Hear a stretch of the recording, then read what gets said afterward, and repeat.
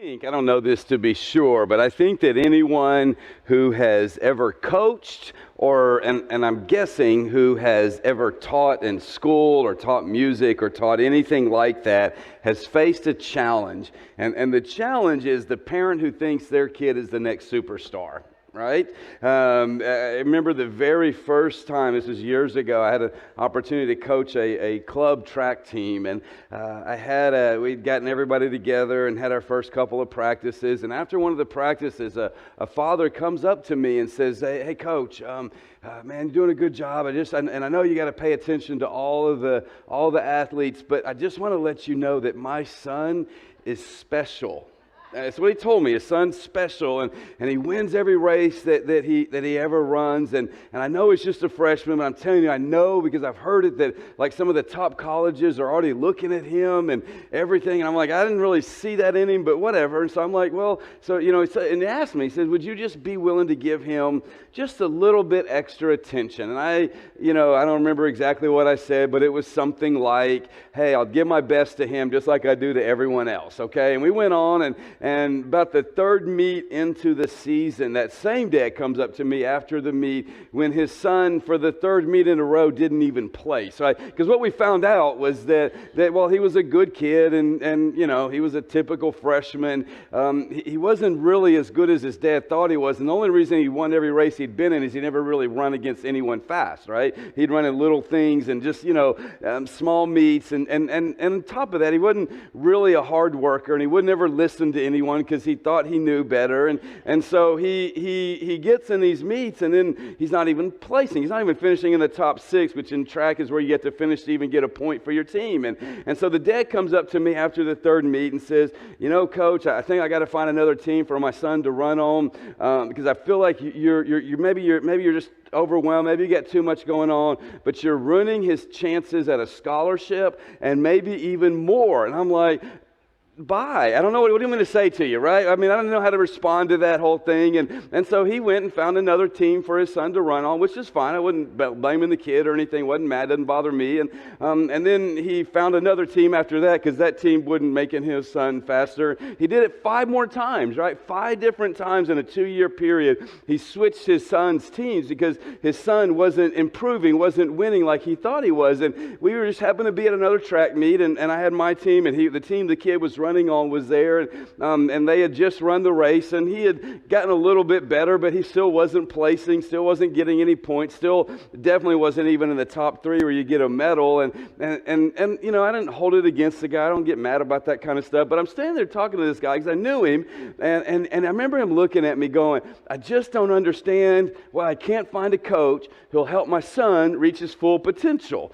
And I don't know why I did this, because this normally wouldn't be me, but I looked at that dad on this hot summer day. It felt like yesterday. It's about how hot it was, right? And maybe my brain wasn't working right. I don't know. But I looked at that dad and I go, listen, sir, the truth is your son's never going to run in the Olympics, and he's never going to run a Division I scholarship. He's just not, that's not who he is. But God made him special in something. So find what made him, how God made him special and love it. And then I just walked away. And my wife was there and she's like, ooh, that was pretty good, Stephen. I know every now and then the heat gets things going and something smart comes out of my mouth. And listen, we do something as parents, and I've done this as a parent. It's something that we do, and it comes from a good place, but we tell our kids something that quite honestly isn't always true. Like we tell our kids that they can be anything that you want to be, right? Just believe in yourself, or just work hard, or just find the right people, and you can do it. And that's not always true, right? I mean, you can't be anything. There's no way I'm going to be a lineman in the NFL, right? That's not what this body is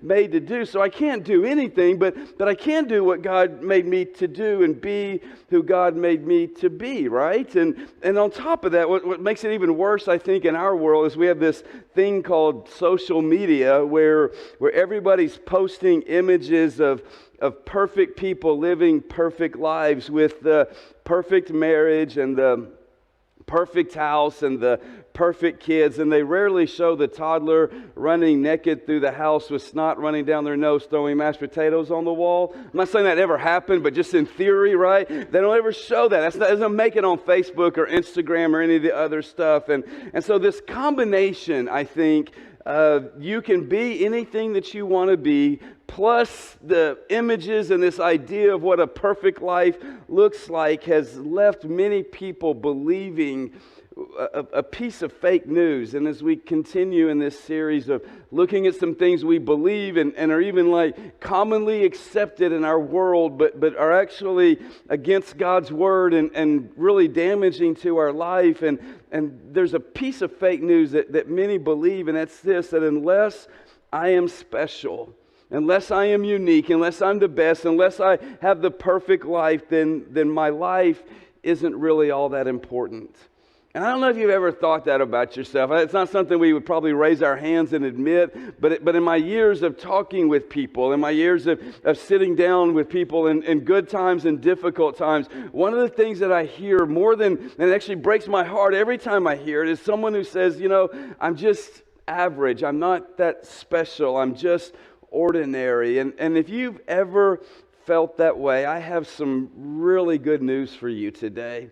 And the really good news is simply this, and that's that God loves to do the extraordinary through the ordinary. Can I say that again? And I think it's written behind me, right? Because that's a really important phrase for all of us to grasp and understand as people who are seeking to know and follow God, is that God loves to do the extraordinary through the ordinary. And we see this played out in a little book, Old Testament book by the name of Ruth. And when we are introduced to Ruth, quite honestly, she really doesn't seem all that special. She's not royalty. She's not educated. She's not wealthy. She's not an influencer. And in fact, she's not even a Hebrew. She's not even a child of God, right? I mean, she is a Moabite, and the Moabites were the enemies of God's people. They always were fighting and attacking and hurting each other. And so here you have this woman who doesn't seem all that extraordinary. But by the end of this little short book, right, if you know the story, you know that by the end of this book, she marries a guy by the name of Boaz. And she and Boaz have a son named Obed. I don't know why that name isn't catching on. And they have a son, Obed has a son named Jesse. And Jesse has a son that some of you have heard of, right? A guy by the name of David, maybe the greatest king, the earthly king that the nation of Israel ever had. And I don't know what Ruth, when she was a young woman, thought about her life.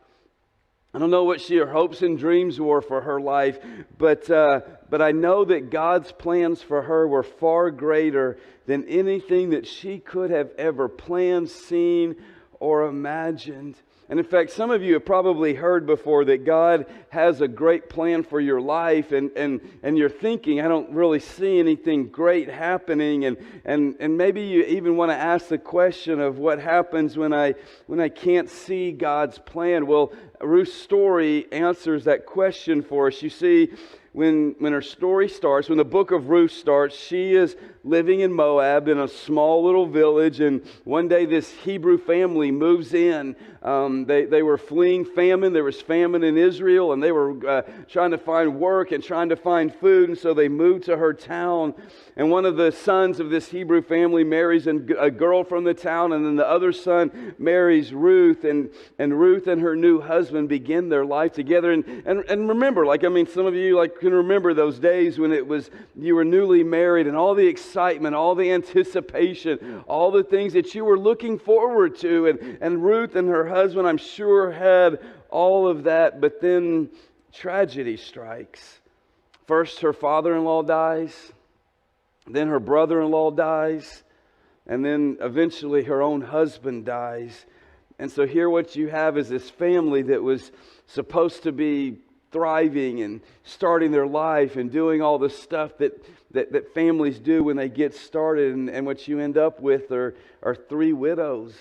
And being a widow in that time was not easy. It's not easy now, but it was even more difficult then because women did not have many options. Maybe if they were lucky, their family would take them back in. Maybe they could find someone to marry, but since they'd already been married, they weren't exactly men lining up for them. And maybe they could figure out some way to eke out of living, begging or asking other people to help. But but often it was even worse options than that. And so what happens is Naomi, Ruth's mother-in-law, says, you know what, girls, I'm going to move back to my hometown.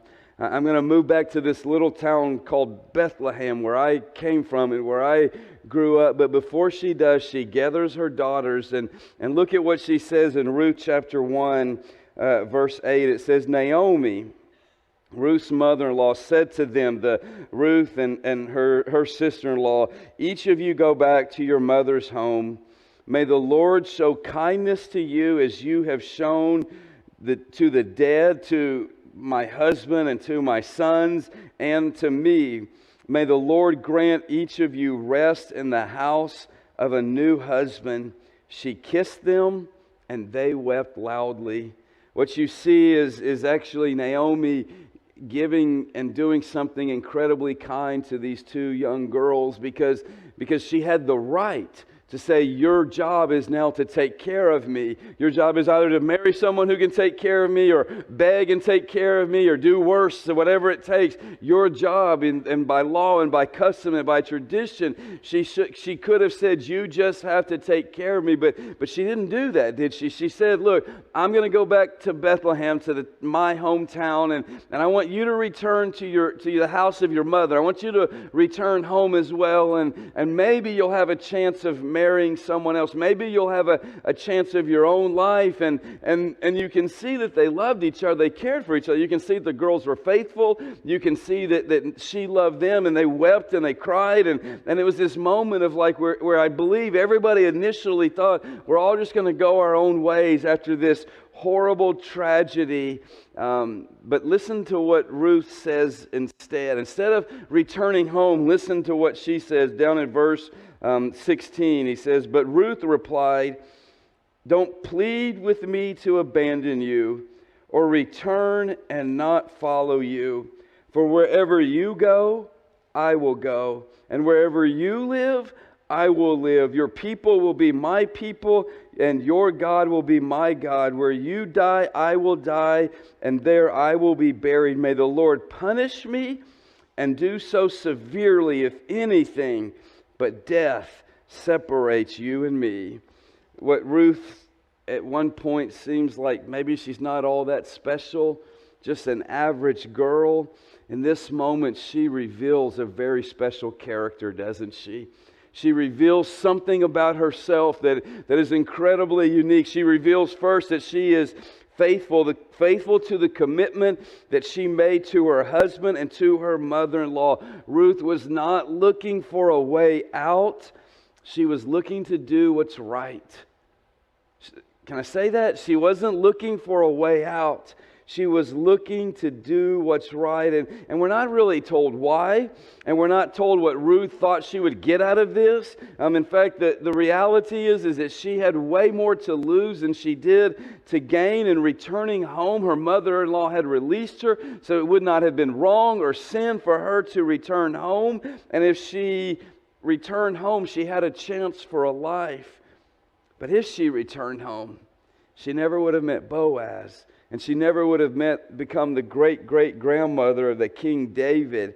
Boaz would have married someone else, and David would have eventually been born. That was a part of God's plan. But if she had not been faithful, Ruth would have missed out on God's provision and God's blessing in her life.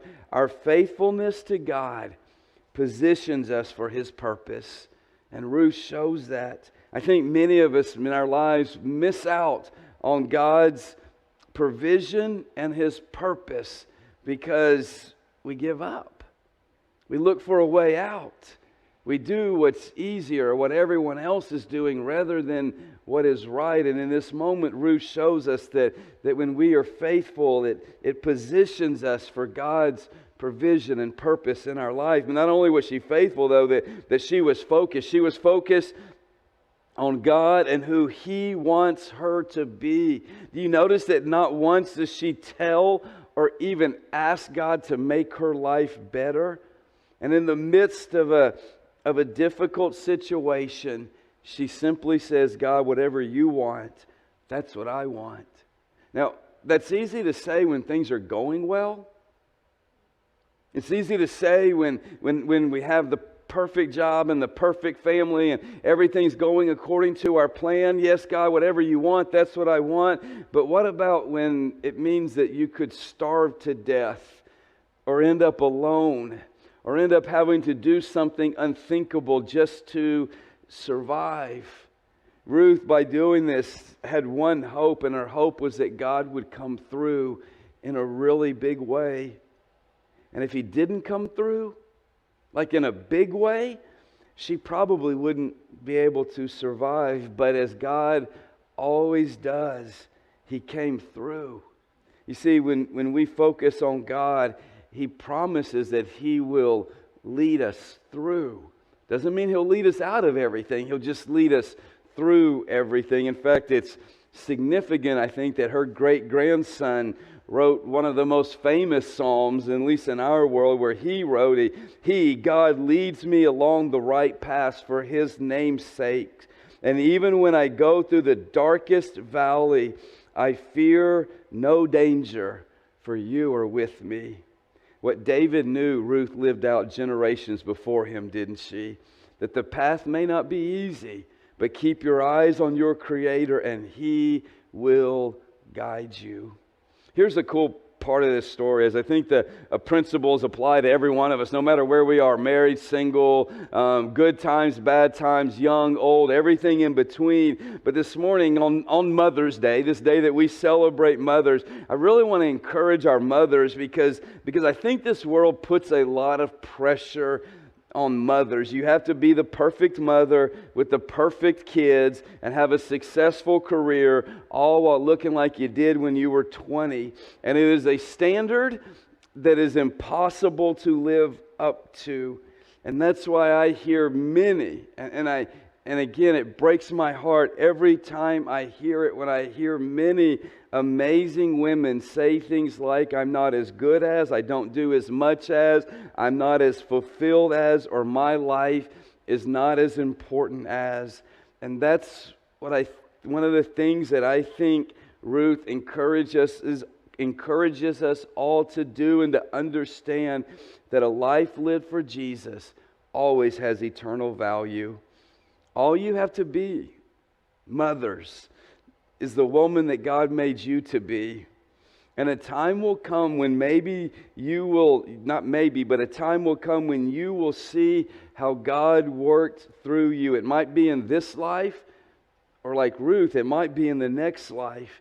But you will one day see the impact that your life made on future generations.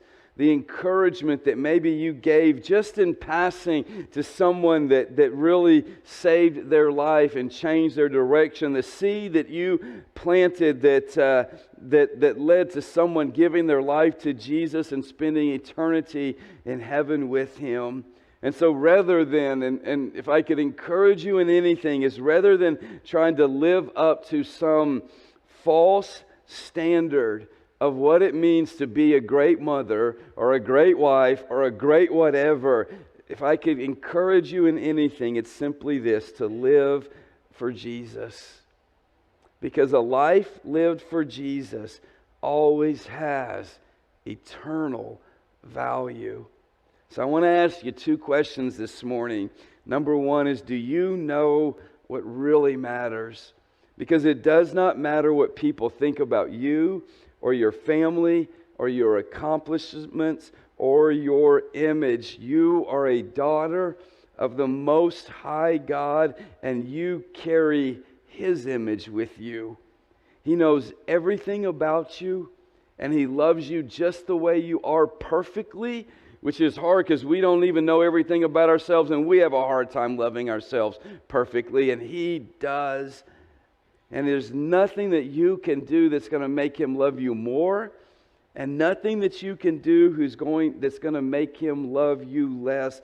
And what this means is that you can trust Him, knowing that He always wants just simply the best for you. So you don't have to be the best mother, you just have to be the mother that God made you to be. And you don't have to try to be the most successful, you just have to give your best to God. And you don't have to try to look like some image of whatever this world says beauty is. You just have to see the value in who God made you to be. You see, Ruth knew one thing. She knew that God wanted her to stay with and to support and to walk through life with Naomi, and she did. And as a result, she made an eternal difference. The only thing that matters is the life that you live for Jesus. So let that be the focus of your life. Second question is, are you faithful with where you are? Maybe you're here and you're living the life of your dreams. And maybe your life did not work out the way you planned. But you are right where you need to be for this very moment. And it's easy to see all the things that you wish were different, and I wish that they were different for you. But I'm here to tell you the grass isn't always greener on the other side of the fence, and if it is, it's maybe because the cows fertilized it first. And so you can either focus on what you don't have, or you can continue serving God right where you are. You see, one of the things that Ruth teaches us is to give your best to where you are right now, your best to the people, the best to your work, and most importantly, the best to your God, and allow God to get you where you need to be. Because there's one truth, that God will never let you down, and He always comes through, and He always guides if we're willing to trust Him and follow Him. I was thinking that it hit me this week that 50 years ago, there was a new church here in Bastrop, Texas. Group of people, a small group of people got together and felt the need that with everything happening in this community, they needed to start a new church. And one of those early people, not the first people, but one of the very early people was a woman, a widow by the name of Mabel Barron. And she wasn't wealthy. She wasn't well known. She'd never get up in front of a group like this and talk. She wasn't like a trailblazer or an influencer. She was just a woman who loved Jesus, and she loved her family. And she set an example for them of what it meant to follow Jesus. And in the early years of that brand new church plant, she was involved. In fact, she gave sacrificially so that they could help build their very first building. And that church is Calvary Baptist Church. And that woman is my grandmother. 50 years ago. And I think about that because my grandmother never saw me stand up here and preach with you guys. She never even knew I was going to be pastor. I don't think that was even something that she could have even comprehended or understood. And I'm not going to stand up here and say that Calvary wouldn't be here if she hadn't done what she was supposed to do, because God's bigger than that. But I also want to encourage you that her influence lasted beyond her life and for generations. Not because the world would look at her and go, they're going to write a book about her or make a movie about her or talk about how special she is. Just because she loved her family and she loved Jesus, and her life made an eternal difference. So I want to encourage you. That if you don't think your life is making a difference, that God promises you that a life lived for Jesus will always make an eternal difference. I am thankful. It's hard to do when your mom's in the room, by the way. I'm thankful for my grandmother, and I'm thankful for her daughter, my mother, and I'm thankful for the faith that they demonstrated for us. And whether you know it or realize it, your life's been changed by them. And there's so many people that don't need someone special. They just need someone who loves Jesus. There's so many lives that can be changed because they have someone in their life who loves Jesus. And so whether it's my grandmother or my mother or my wife or my daughters that I get to be a part of, it is an honor to get to walk through life with you. And I don't want you to ever believe the lie that your life is not that important, because a life that's lived for Jesus always has eternal value.